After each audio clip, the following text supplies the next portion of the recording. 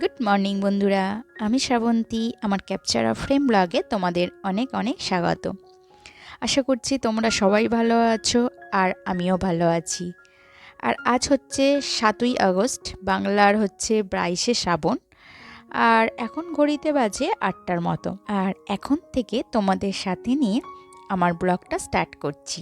আশা করছি তোমাদের ভালো লাগবে। তো আজ 22শে শ্রাবণ, কবিগুরুর মৃত্যুদিন। তেনাকে অনেক শ্রদ্ধা জানাই। তো আজ তোমাদের বলে রাখি, আমাদের প্রতিবেশীর বাড়িতে 25শে বৈশাখে যেমন অনুষ্ঠান হয়েছিল তোমাদের সঙ্গে শেয়ার করেছিলাম, সেরকম 22শে শ্রাবণেও একটা ছোটোখাটো অনুষ্ঠান রাখা হয়েছে। এবং এই অনুষ্ঠানটা আরও ছোট করে রাখা হয়েছে কারণ হচ্ছে প্রত্যেকেরই এখন প্রায় স্কুলে এক্সাম চলছে। আর আজকে সকাল থেকে কিন্তু আকাশের মেঘ ভার, তো যখন তখন বৃষ্টি হচ্ছে, তো সেই জন্য একেবারেই ছোট করে রাখা হয়েছে। তো সকালবেলা ঘুম থেকে উঠে সমস্ত বাসি কাজকর্ম আমার সারা হয়ে গেছে, আর মেয়েকে রেডি করে স্কুলেও পাঠিয়ে দিয়েছি। তো এখন এসেছি সবজিগুলো বার করতে, কারণ কর্তামশাই তো বেরোবে, তো তার জন্য একটু ঝটপট রান্না বানাতে হবে। তো সেই জন্য সবজিগুলো বারও করে ফেলেছি, আর যা যা হবে সমস্ত কিছু কাটাকুটিও করে ফেলেছি। তো ঢ্যাঁড়স যখন ভাতে দিই তখন কিন্তু চারিদিকে ছড়িয়ে যায়, আর তখন ভাত বার করতে গেলে খুব অসুবিধা হয়। তো সেই জন্য এরকম একটা কাঠি, এগুলো সেই তন্দুরি কাঠি, তো সেই কাঠির মধ্যে আমি সমস্ত যে কটা ঢ্যাঁড়স ভাতে দেব সে কটা ঢ্যাঁড়সকে ওর মধ্যে গিঁথে দিলাম। তাহলে ঢ্যাঁড়সগুলো এক জায়গায় থাকবে, আর বার করতে গেলে সুবিধা হবে, একসঙ্গে সবগুলো বেরিয়ে যাবে। তো এখানে কর্তামশাইয়ের জন্য আমি 3খানা আটার পরোটা বানিয়ে দিয়েছি, আর তার সঙ্গে একটুখানি পটল আলু ভাজবো, যেটা ওর টিফিনে রেডি হয়ে যাবে। আর আমাদের জন্য ওই পটল আলু ভাজা, একটু মুড়ি খাবো কারণ সকালবেলা আমার পরোটা খেতে ইচ্ছা করছে না। তো একটা পমফ্রেট মাছ ছিল, আর একটা লেজা আর একটা গাঁতা, এটা হচ্ছে ফ্যাঁসা মাছের। তো পমফ্রেটটা মেয়ের জন্য, কারণ ফ্যাঁসা মাছে তো প্রচুর কাঁটা থাকে, তো সেই জন্য ওকে পমফ্রেট মাছটা দেয়া হবে। তো এখানে দেখো আমার কুমড়ো আর উচ্ছে পেঁয়াজ দিয়ে ভেজে নিয়েছি। আর হচ্ছে এখানে আমি টমেটো সর্ষে পোস্ত দিয়ে একটা গ্রেভি করে নিলাম। মাছ তো ভাজাই হয়ে গেছে, এখানে পমফ্রেট মাছ আর ফ্যাঁসা মাছ একসঙ্গে সর্ষে পোস্ত দিয়ে ঝাল করে নেব। আর ঢ্যাঁড়স ভাতে দিয়েছি, আর তার সঙ্গে দিয়েছি একটুখানি পেঁপে ভাতে। তো ব্যাস, আজকে রান্না বলতে এইটুকুই করব। তো মোটামুটি আমার রান্না কিন্তু কমপ্লিট হয়ে গেছে। তো কর্তামশাইও বেরিয়ে পড়েছে, আর এরপরে রান্নার পরে আমি টিফিন করে যা যা কাজকর্ম ছিল, সকালবেলা তো পুজো কমপ্লিটই হয়ে গিয়েছিল, এরপরে রান্নাঘর পরিষ্কার করে বাসনপত্র গুছিয়ে আমিও বেরিয়ে পড়েছি, কারণ মেয়ের ছুটির টাইম হয়ে গেছে। আর একটু আগে বেরিয়েছি কারণ মেয়ের জন্য একটু ফল কিনবো, একটু বিস্কিট কিনবো, বেকারি বিস্কিট। তো সবসময় তো একরকম বিস্কিট খেতে ভালো লাগে না, তো এখানকার দোকানের এই বিস্কিটগুলো আমার ভীষণ ভালো লেগেছে, এর আগেও আমি একদিন নিয়ে গেছি। তো মোটামুটি মেয়ের স্কুলে পৌঁছেও গেছি, আর মেয়েকে স্কুল থেকে নেওয়া হয়ে গেছে। আকাশের মুখ ভার, মনে হচ্ছে এই বৃষ্টি আসে আসে। তো সেই জন্যই একটু তাড়াহুড়ো করে ওকে নিয়ে বেরিয়ে পড়ছি, কারণ কখন বৃষ্টি আসবে। আর বৃষ্টির এখন যা বৃষ্টির মানে জোরে বৃষ্টি হচ্ছে, পুরো ভিজিয়ে দেবে।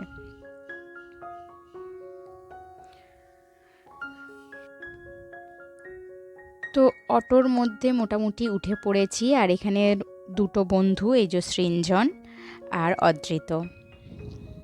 তো অদ্রিত কোনো মতেই ক্যামেরার দিকে মুখ করবে না। তো এরপরে বাড়িতে পৌঁছে গেছি।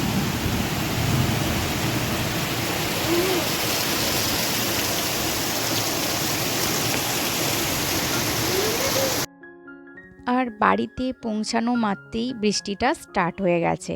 তো এর মধ্যে জল গরম করে মেয়েকে ফ্রেশ করিয়ে নিয়েছি, মানে স্নান করিয়ে নিয়েছি, আর আমিও ফ্রেশ হয়ে গেছি।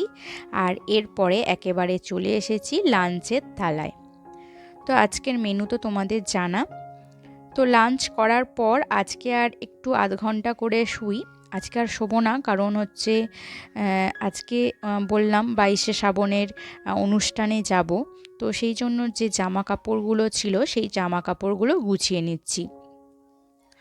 তো মোটামুটি 22শে শ্রাবণে আমাদের টাইম দেয়া হয়েছে অনুষ্ঠান শুরুর 8টা।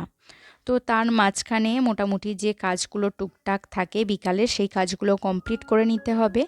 তারপরে ওকে একটা ভালো দেখে একটা ভালো করে একটা সন্ধেবেলার টিফিনও খাইয়ে নিতে হবে, কারণ অনুষ্ঠান শেষ হতে হতে প্রায় 10টার বেশিও হতে পারে। তো তার মধ্যে ওর খিদে পেয়ে যাবে, তো সেই জন্য ওকে একটুখানি কিছু বানিয়ে দিতে হবে।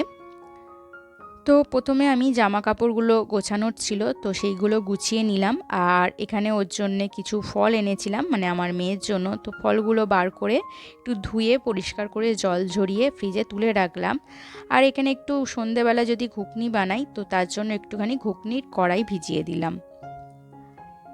তো মোটামুটি এইসব করতে করতে বিকাল প্রায় 4টের মতো হয়ে গেছে টুকটাক কাজকর্মগুলো করতে করতে। আর এরপরে ভাবছি একটুখানি ঘরে চিড়ে ছিল, তো চিড়ের পোলাও বানাবো। তো দুজনেরই একটু টিফিন হয়ে যাবে। আর চিড়েটা অনেকটা ভারী, তো সেটা পেটে অনেকক্ষণ থাকবে। তো সেই জন্য একটুখানি চিড়েটাকে ভালো করে ধুয়ে দুবার পরিষ্কার করে নেবো, কারণ চিড়ের মধ্যে অনেক ধান নোংরা থাকে। তো সেই জন্য চিড়েটাকে প্রথমে একটুখানি পরিষ্কার করে নিচ্ছি, করে নিয়ে এবারে একটু জল ঝরাতে দিয়ে দেবো। আর এরপরে একটু সাদা তেলের মধ্যে গোটা জিরে, সর্ষে, ছোলার ডাল, কাঁচা লঙ্কা, কারি পাতা একটু ফোড়ন দিয়ে দিলাম। আর যখন কারি পাতা থেকে সুন্দর গন্ধ এলো, তখন এবারে চিড়েটা দিয়ে দিলাম।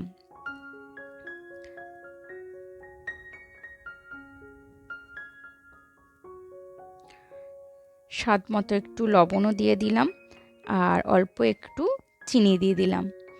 তো চিনিটা একটু অল্প করে দিলাম, কারণ খুব মিষ্টি আমার মেয়ে খুব একটা পছন্দ করে না।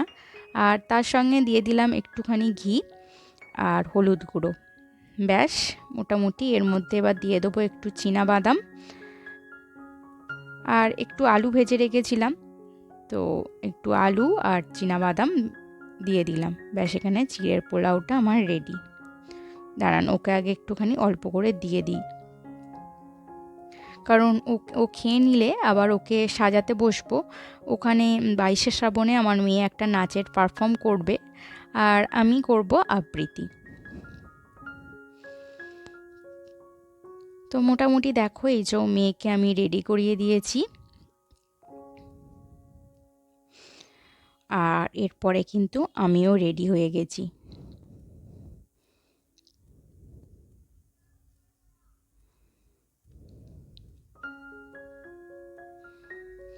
তো চলো একেবারে অনুষ্ঠানে চলে যাওয়া যাক। এই হচ্ছে আমাদের প্রতিবেশীর বাড়ি, এর আগেও দেখিয়েছি, এখানেই আমাদের প্রোগ্রামগুলো হয়। আর মোটামুটি এই যে আমাদের ছোটোখাটো যে অনুষ্ঠান হবে সবাই কিন্তু এসে গেছে। আর সবাই চাইছে অনুষ্ঠানটা শুরু করে দিতে, কারণ বৃষ্টির কোনো ঠিক ঠিকানা নেই কখন এসে পড়ে। তো এখানে দুই কাকিমা, তো এখানে মালা পরাচ্ছে রবীন্দ্রনাথ ঠাকুরের পিকচারে। তো তার আগে এখানে মোমবাতি জ্বালিয়ে দেয়া হচ্ছে। আর এই যে মালাটা বানানো হয়েছে, এই মালাটা কিন্তু এই কাকিমারা নিজে হাতে বানিয়েছে। কাকিমারা বলবো না, এই কাকিমা নিজে হাতে বানিয়েছে।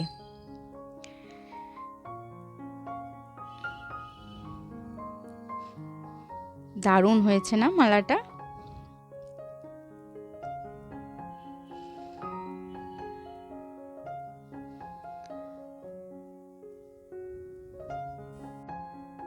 এটা টগর ফুলের মালা, তো অনেকটাই ফুল লেগেছে, আর মালাটাও ভীষণ দারুণ হয়েছে। তো চলো বন্ধুরা, অনুষ্ঠান শুরু করা যাক। আজকে রবীন্দ্রনাথের মৃত্যুদিন, তো তাই হাততালি দেবে না।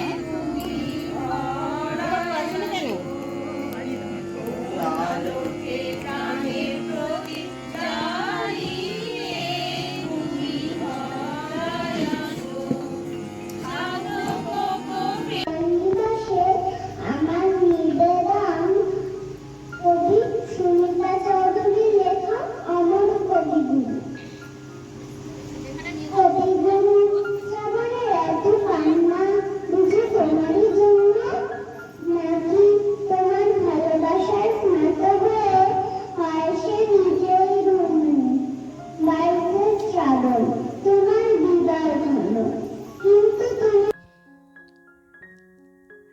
হলো আমার মেয়ের নৃত্য পরিবেশনা। তো মিউজিকটা দিতে পারলাম না, কারণ কপিরাইট ক্লেম আসতে পারে বা কপিরাইট পড়ে যেতে পারে, তো সেই জন্য। তো বন্ধুরা, আজকের ভিডিও এই পর্যন্ত রাখছি। যদি ভিডিওটি ভালো লেগে থাকে তাহলে অবশ্যই একটা লাইক কমেন্ট করে দিও। আর আমার চ্যানেলে যদি নতুন বন্ধু হয়ে থাকো তাহলে অবশ্যই একটা সাবস্ক্রাইব করে দিও। তো আজকের মতো টাটা। তোমাদের সঙ্গে আবারও দেখা হচ্ছে নেক্সট কোনো ভিডিওতে।